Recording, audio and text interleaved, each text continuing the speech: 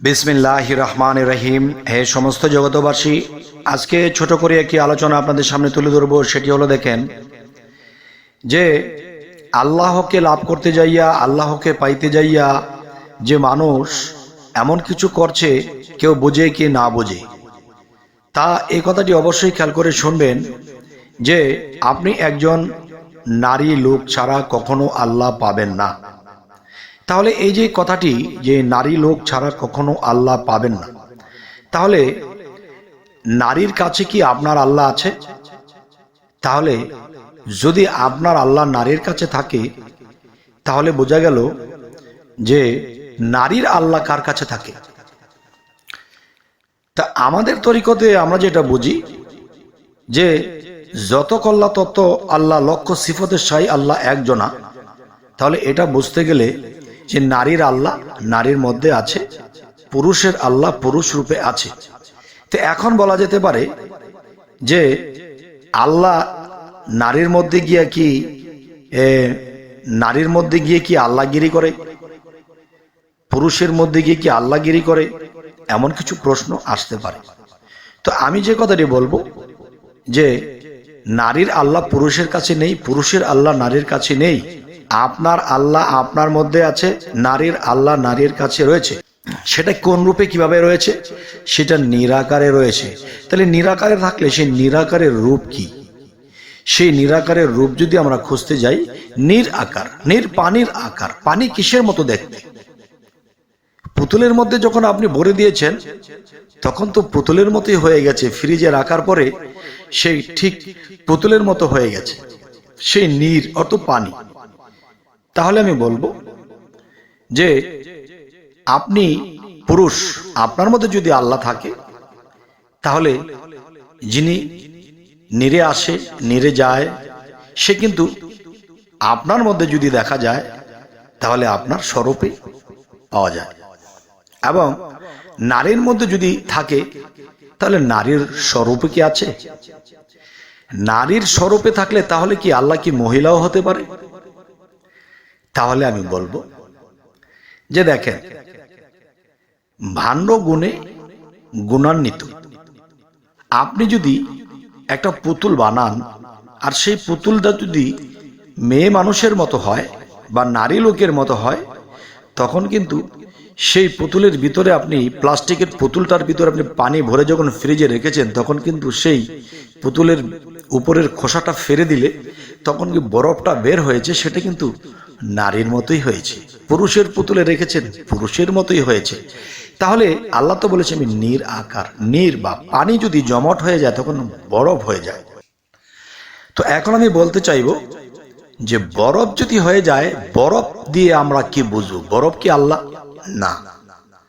তাহলে পানি কি আল্লাহ? না। নিরাকার বলা হলো কেন? যে নারীর ভাণ্ডের মধ্যে যদি আল্লাহ যায়, সেই নিরাকার আল্লাহ যদি নারীর ভাণ্ডে যায় তাহলে সেই রূপই ধরে, যদি পুরুষের ভাণ্ডে যায় তাহলে সেই রূপই ধরে। এটা কি বলা হয়েছে? নির আকার। নির যে ভাণ্ডে যায় সেই আকার ধারণ করে। তো আমি এখন যে কথাটি আপনাদেরকে বোঝাতে চাইব যে আপনার আল্লাহ আপনার কাছেই, নারীর আল্লাহ নারীর কাছেই। আপনার আল্লাহকে খুঁজতে আপনি আপনার ভিতরে খুঁজুন, আপনার 3.5 হাত বডির মধ্যে খুঁজুন।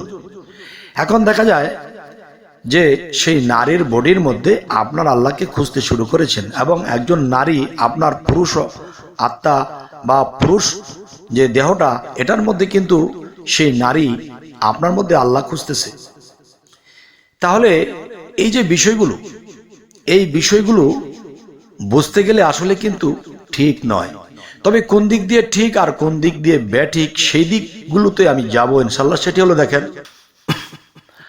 আপনার মধ্যে জীব আত্মা আছে, আপনার মধ্যে পরমাত্মা আছে।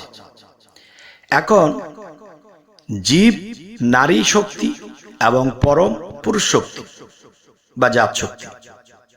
তাহলে আকাশের দিকে যদি তাকাই, সূর্য আছে, আবার আকাশের দিকে যদি তাকাই, চন্দ্র আছে। চন্দ্রের নিজস্ব কোনো গতি বা শক্তি নেই। যদি সূর্যের শক্তি বা সূর্যের গতিতেই কিন্তু চন্দ্রের গতি।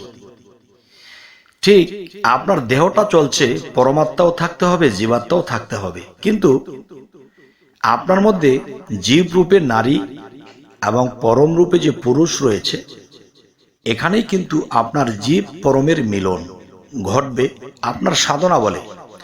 তবে আরো একটি বিষয় আছে যে আপনি যখন নিজের স্ত্রী বা অন্য নারীকে সঙ্গ বা সঙ্গী বানিয়ে যখন আপনি সাধনা শুরু করবেন, সেটার যে একটি সাবজেক্ট আছে, সেই জিনিসগুলো নিয়ে কিন্তু বর্তমানে বাংলাদেশে অনেক প্যাচ। তো এগুলো কিন্তু প্রকাশ্যে কেউ কাউকে বলতে পারে না, আবার বললে কেউ মানতে পারে না। তবে দেখেন, পৃথিবীতে চলতে গেলে আপনি যদি পুরুষ হন, তাহলে আপনার স্ত্রী যদি নারী হয়, দুই মিললেই কিন্তু একজন। সেটি কেমন? যাকে বলা হয় অর্ধাঙ্গ। যেমন আপনাকে যদি মাথা হইতে পাতা পর্যন্ত আপনাকে মাঝখান দিয়ে ফেরে ফেলা হয়, দুভাগ করা হয়, তাহলে কিন্তু আপনার একটা সাইড পুরুষ, একটা সাইড নারী। আবার নারীকেও যদি আপনি মাঝখান দিয়ে দুই ভাগ করে ফেলেন, তারপরেও কিন্তু দেখা যাবে কি যে এক সাইড নারী, এক সাইড পুরুষ। তাহলে নারীর মধ্যে গেলেও এক সাইড নারী পুরুষ, পুরুষের মধ্যে গেলেও এক সাইড নারী পুরুষ। তাহলে এখানে বিষয়টা কি? যেমন সাধকদের বেলায় একটি কথা বলা হয়, নারী লোক যে সঙ্গী বানিয়ে তার সাথে সাধনা করে, তাদের সাথে দৌহিকে যেতে হলে সেখানেও যেতে হয়, সেখানে যা কিছু করতে তাই করে, এরপরে তারা নারীর দ্বারা তারা পাড়ি দিয়ে চলে যায়। তাহলে নারীর দ্বারা যদি একটা পুরুষ পার হয়ে যায়, তাহলে নারী পার হবে কি দিয়ে? কারণ আপনার মধ্যেও কিন্তু পরমাত্মা জীবাত্মা আছে, আবার নারীর কাছেও কিন্তু পরমাত্মা জীবাত্মা আছে। আপনি যে তাকি দিয়ে পেয়ে পার হয়েছেন, কিন্তু সেই নারী কার দ্বারা পার হবে?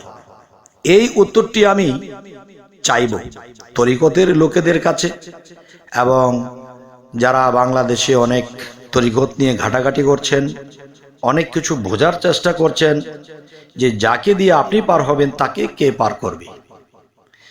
তাহলে যদি বলা হয় যে সে যদি আমাকে পার করে দেয়, তাহলে আমি তাকে পার করব কিভাবে? আপনি তো তার নৌকায় চড়ে বসেছেন, তাহলে তার নৌকার মধ্যে তো আপনি বসে আছেন, সে আপনাকে পার করবে। তাহলে সে আপনাকে পার করবে, তো আপনি আবার তাকে পার করবেন কিভাবে? সে তো আপনাকেই পার করছে।